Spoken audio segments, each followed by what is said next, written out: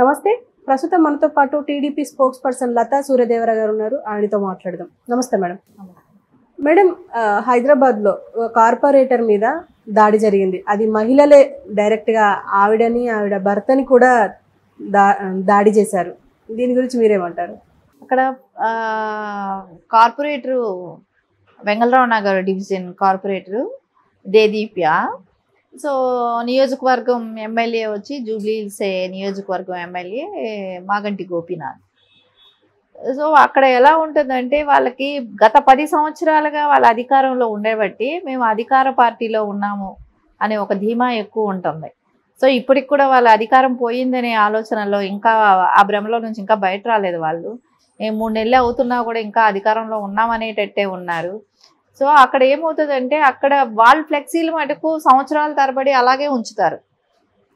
So ఎప్పుడు ఫ్లెక్సీలు ఉంటూనే ఉంటాయి. బీఆర్ఎస్ పార్టీ ఉన్నప్పుడు అధికారంలో ఉన్నప్పుడు ఏ రోజు కూడా తీసేదే లేదు. అదంతటా అది చినిగిపోయినా లేదంటే ఆ లోపల ఇంకోటి కొత్తది పెట్టేస్తూనే ఉంటారు. ఎప్పుడు ఫ్లెక్సీల విషయాలకు వస్తే వాళ్ళవి ఎప్పుడు కనపడుతూనే ఉంటాయి. ఇప్పుడు కాంగ్రెస్ రేవంత్ గారిది ఉందని తను వెళ్ళి కంప్లైంట్ ఇచ్చింది. మున్సిపల్ వాళ్ళకి కంప్లైంట్ ఇచ్చింది దేదీప్య. ఇచ్చినప్పుడు టైం సార్ వాళ్ళ దగ్గర నుంచి రెస్పాన్స్ వచ్చే వరకు ఆగాలి కదా. ఇచ్చిన వెంటనే యాక్షన్ తీసుకోలేదనా ఎందుకో వెళ్ళి ఆ పర్సన్స్ మీద వెళ్ళి గొడవ పడింది. అక్కడ చుట్టుపక్కల రాత్రి 11 గంటలకు వెళ్ళి గొడవ పడాల్సిన అవసరం ఏంటి? రాత్రి 11 వరకు వెళ్ళి గొడవ పడటం, వాళ్ళని మాట్లాడటం, అరవటం, కేకలేయటం, బూతులు మాట్లాడటం ఇలాంటివి చేస్తే ఎవరు సహిస్తారు? ఇళ్ల మీదకి వెళ్ళకూడదు కదా. నిన్ను అదే ప్రజలు ఎన్నుకుంటేనే నువ్వు కార్పొరేటర్ అయ్యావు. సో అది ఆ ప్రజల మీదకే నువ్వు దౌర్జన్యానికి వెళ్తే ఎలా ఉంటుంది? ఎందుకు సహిస్తారు?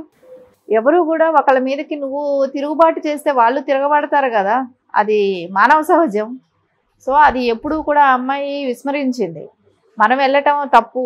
సో కంప్లైంట్ ఇచ్చాం కదా, వెయిట్ చేద్దాం. సో అక్కడ నుంచి యాక్షన్ ఏంటి వస్తుంది. అలా వాళ్ళు పట్టించుకోలేదంటే ఇంకా పై ఆఫీసర్స్ కంప్లైంట్ ఇవ్వచ్చు.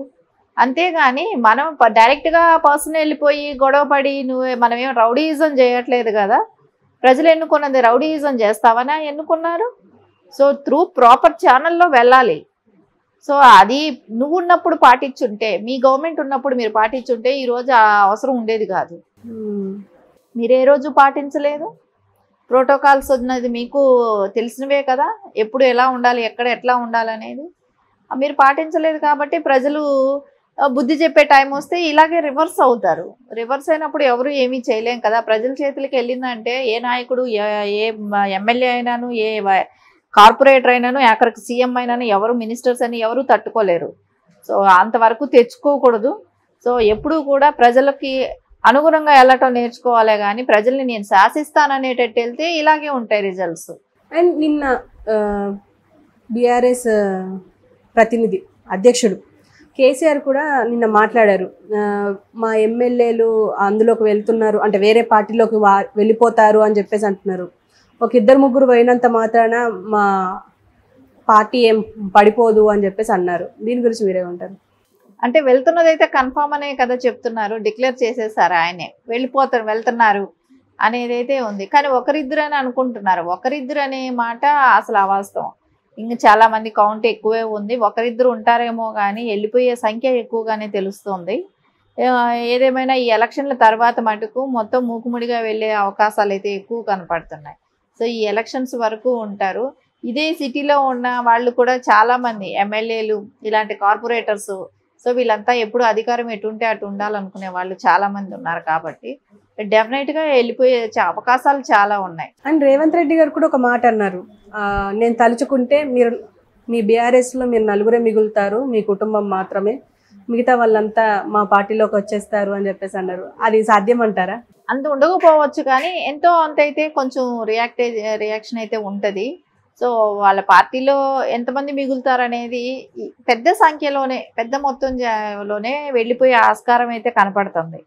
ఎందుకంటే ఫస్ట్ నుంచి కూడా వీళ్ళకి ఏంటంటే అధికారం కోసం, అక్కడ అధికారం ఉంది కాబట్టి ఉంటున్నాం అన్నట్టే ఉన్నారు. కానీ వాళ్ళకి ఎప్పుడు కూడా అక్కడ ఉన్న నాయకులకి కానీ ఎమ్మెల్యేలకి కానీ ఎవరికి కూడా సొంత నిర్ణయాలు తీసుకోవటం కానీ సొంతంగా వాళ్ళకి ఆలోచన కానీ అలాంటివి ఏమీ ఉండవు. ఎందుకంటే కేసీఆర్ గారు, కేటీఆర్ గారు, హరీష్ వీళ్ళు ఏం చెప్తే అదే నడుచుకోవాలి. ఒక బానిసత్వం లాగా ఉండేది. సో ఇప్పుడు వాళ్ళకి ఫ్రీడమ్ వచ్చింది కాబట్టి, సో వేరే పార్టీలో అధికారంలో ఉంది కాబట్టి, ఈ పార్టీ బీఆర్ఎస్ అధికారంలో లేదు కాబట్టి మారిపోవటానికి ఆస్కారాలు ఉంది. సో మూకుమ్మడిగా ఎక్కువ మందే వెళ్ళిపోయే ఆస్కారం ఉంది. ఏ నలుగురు ఉంటారా 5 మంది ఉంటారా అనేది ఎక్కువ భాగం కుటుంబం అయితే తప్పదు కదా. లేకుంటే ఆ కుటుంబంలో కూడా చీలికలు వచ్చి బీజేపీకి వెళ్తారా, అవి కూడా చూస్తూ ఉంటే సరిపోద్ది. అవును అన్నట్టు, అంటే హరీష్ రావు గారు హరీష్ రావు గారికి కూడా బీజేపీలో అవకాశాలు కల్పిస్తున్నారు అనేది వింటున్నాం. సో బీజేపీకి ఆయన వెళ్ళిపోవటం, ఎందుకంటే ఇక్కడ కేటీఆర్ గారికి హరీష్ రావు గారికి పడట్లేదు అనేది అందరికీ తెలిసిన విషయమే. సో అలాంటప్పుడు వాళ్ళు తప్పకుండా బీజేపీకి వెళ్ళటం మటుకు జరుగుతుంది. హరీష్ రావు గారు కూడా, సో కుటుంబం కూడా మొత్తం ఉంటుంది అనేది కూడా నమ్మకం లేదు ఇక్కడ. మేడం, దేదీప్య వాళ్ళ హస్బెండ్ని కూడా కొట్టారు అని చెప్పేసి వినిపించింది ఈ విషయానికి వస్తే. అండ్ అంటే ఆమెను కొట్టిరు అంటే ఓకే, కానీ ఒక మహిళని ఇంకో మహిళలు వచ్చి కొట్టడం కూడా దారుణమే కదా మేడం. కొట్టడం అనేది దారుణమే, కానీ మనం ఒక ఇంటి మీదకి రాత్రి 11 గంటలకి అలాంటి టైంలో వెళ్ళటం, న్యూసెన్స్ క్రియేట్ చేయటం అనేది తప్పు. ప్రతిదానికి వాళ్ళ హస్బెండ్ అనే అతను ఎమ్మటే తిరుగుతూ ఉంటాడు. సో అలా ఆవిడికి బాడీ గార్డ్ లెక్కను రాజకీయంలో ఎవరైనా ఏదైనా చేస్తే కొట్టడానికి వెళ్ళటమో కానీ, రౌడీజం చేయటమే కానీ, సో వాళ్ళ ఆయన సపోర్ట్ కూడా ఉంటుంది కాబట్టి, ఆయన అలాంటి పర్సనే కాబట్టి డెఫినెట్గా వాళ్ళిద్దరూ కూడా అలా నైట్ ఆ టైంకి వెళ్ళటం, అక్కడ చుట్టుపక్కల వాళ్ళకి అందరికీ కూడా డిస్టర్బెన్స్ క్రియేట్ చేయటం అనేది జరిగింది.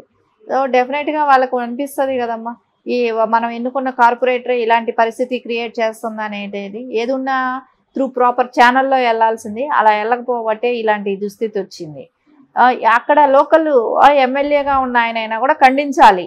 ఆ ఖండించకుండా ఏంటి, లేడీగా ఉన్నప్పుడు మనం కూడా లేడీగా బిహేవ్ చేయాలి. ఒక తల్లి హృదయం అంటారు మహిళలకి, అలాంటిది లేకుండా మనం రౌడీలాగా వెళ్ళిపోయి రౌడీజం చేస్తూ ఉన్నామంటే ఎవరు కూడా సహించరు. అట్లీస్ట్ ఆ ఎమ్మెల్యే ఖండించాలి. ఇలాంటి ప్రవర్తన కలిగిన వాళ్ళు ఎలా ఉంటుంది, సమాజానికి ఏం మెసేజ్ ఇస్తారు. ఇట్లా రౌడీజంతో రాత్రి 11 గంటలకు వెళ్ళి ఇళ్ల మీదకి వెళ్ళి మాట్లాడటం, గొడవలు పడడం అనేది సభ్యత కాదు. అది ఆ ఎమ్మెల్యే కూడా గుర్తించి ఖండించుకోవాలి, వాళ్ళకి బుద్ధి చెప్పాలి. అలా చెప్పకపోతే నెక్స్ట్ ఆయనకి ప్రజలు బుద్ధి చెప్తారు. ఎందుకంటే మనం ఉన్నది పబ్లిక్ సమాజంలో ఉంటున్నాం. సమాజంలో ఉండి నువ్వు అదే ప్రజలు నీకు ఓటేస్తే గెలిచే వ్యక్తివి నువ్వు. అలాంటప్పుడు అదే ప్రజలకు మీరు న్యూసెన్స్ క్రియేట్ చేస్తే ఎలా ఒప్పుకుంటారు? వాళ్ళు తిరగబడితే ఏదైనా చేయగలుగుతారు. ఇంకా మనము బీఆర్ఎస్ గవర్నమెంట్ లేదు, ఇప్పుడున్నది కాంగ్రెస్ గవర్నమెంట్ అనేది వాళ్ళు ఒక నిర్ణయానికి వచ్చి వాళ్ళు భ్రమల నుంచి బయట వస్తే బాగుంటుంది. ఎందుకంటే మనం ఏదో ఎమ్మెల్యేలు కార్పొరేట్లుగా ఉన్నాము అని చెప్పేసి ఇలా వెళ్ళారనుకోండి, డెఫినెట్గా ప్రజల చేత ఇది అవుతుంది. నెక్స్ట్ కూడా ఇట్లాంటివి జరుగుతాయి. మనం ఉండే విధాన్ని బట్టి అవతలాళ్ళు ఎలా ఉంటారనేది కూడా డిసైడ్ చేస్తారు. కాబట్టి మనం జాగ్రత్తగా ఉండాలి. అధికారులైనంత మాత్రాన ఇంకా జాగ్రత్తగా ఉంటాం. మనల్ని ప్రజలు ఎన్నుకున్నారు కాబట్టి మనం ప్రజలకి జవాబుదారీతనంగా ఉండాలి. కాబట్టి డెఫినెట్గా మనమే కంట్రోల్లో ఉండాలి. నువ్వు కంట్రోల్లో ఉండుంటే అవతల వాళ్ళు ఆ యాక్షన్ తీసుకునే వాళ్ళు కాదు. ఏదేమైనా కూడా ప్రాపర్ ఛానల్లో వెళ్ళాలనేది అనుకుంటాం. అంటే ఇంతకు ముందు అంటే బీఆర్ఎస్ ప్రభుత్వంలో ఉన్నప్పుడు ఇలాంటి సంఘటనలు ఎప్పుడు జరగలేదు. ప్రజాప్రతినిధుల మీద కానీ కార్పొరేటర్ల మీద కానీ ఎలాంటి ఇట్లా దాడులు జరిగినట్టయితే ఎక్కడ దాఖలాలు రాలేదు. అంటే ఇప్పుడు జరుగుతున్నందుకు అంటే కాంగ్రెస్ ప్రభుత్వానికి ఏమైనా వ్యతిరేకత వచ్చే అవకాశం ఉందంటారా? ఎందుకు లేదు. గతంలో అదే నియోజకవర్గంలో పబ్లిక్ గా ఒక ఓటర్ సో నిలదీసి అడిగిన దానికోసం అదే నియోజకవర్గంలోనే జరిగింది, అదే వెంగళరావు నగర్ డివిజన్లోనే జరిగింది.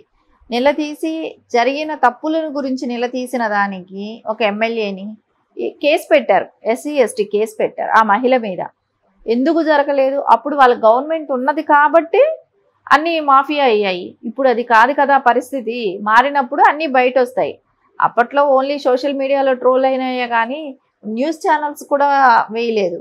దానికి అంతటికీ కారణం ఏంటంటే అధికారంలో ఉన్నాం కాబట్టి ఏది కూడా అలాంటి అవకాశం రానివ్వకుండా ఇచ్చేశారు. ఎక్కడికక్కడికి వాళ్ళు చేసే దౌర్జన్యాలు అన్నింటినీ కూడా అనగదొక్కడానికి ట్రై చేశారు. అలాగే చేశారు. ఇప్పుడు అవన్నీ వీళ్ళు చేసిన తప్పులు ఇప్పుడు వీళ్ళు ఇట్లా దౌర్జన్యం చేసినట్టు ఇప్పుడు ప్రజలు తిరగబడుతుంటే బయట వస్తున్నాయి, అంతే తేడా. అండ్ రేవంత్ రెడ్డి ఇప్పుడు బీఆర్ఎస్ నాయకులను బెదిరించి అంటే కేసులను లేకపోతే వాళ్ళ ఇప్పుడు మనం రీసెంట్గా చూసాం మల్లారెడ్డి కాలేజ్ ఏరోనాటికల్ కాలేజ్ని కూల్చేశారు, అక్రమంగా కట్టారు అని చెప్పి. ఇంతకు ముందు కూడా కట్టి ఉన్నారు కానీ ఇప్పుడు వాటన్నిటినీ బయటకు తీయడం దాని వెనక ఏముందంటారు?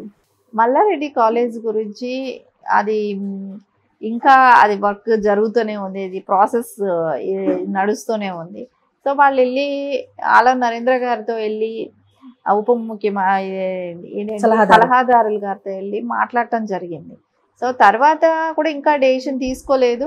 సో వాళ్ళ పార్టీలో జాయిన్ అవ్వటానికి ట్రై చేశారు కాంగ్రెస్లో. సో ఎంత జాయిన్ అయినా ఏం చేసినా రేవంత్ రెడ్డి గారు అడిగే వదిలే క్వశ్చన్ లేదు. ఎందుకంటే అది అక్రమమైన చెరువులు కబ్జాలు చేసి కట్టిన బిల్డింగ్లు కాబట్టి ఒప్పుకునే ప్రసక్తి ఉండదు, కూలగొట్టాలనే థాట్లోనే ఉన్నారు. పార్టీలో చేరుతామన్నంత మాత్రాన మాఫీ చేయిస్తే రేపు రేవంత్ గారి గవర్నమెంట్లో కూడా ఇలాంటివే సేమ్ రొటీన్లుగా రాజకీయాలు మార్చినంత మాత్రాన, పార్టీలు మారినంత మాత్రాన వాళ్ళు చేసిన తప్పులు పనులన్నీ మంచి పనులు అయిపోతాయా అని ప్రజలు ఆలోచిస్తారు కదా.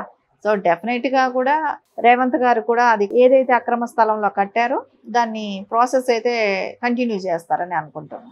రెడ్ టీవీలో మీ వ్యాపార ప్రకటనల కోసం ఈ నెంబర్ ని సంప్రదించండి 6281747728.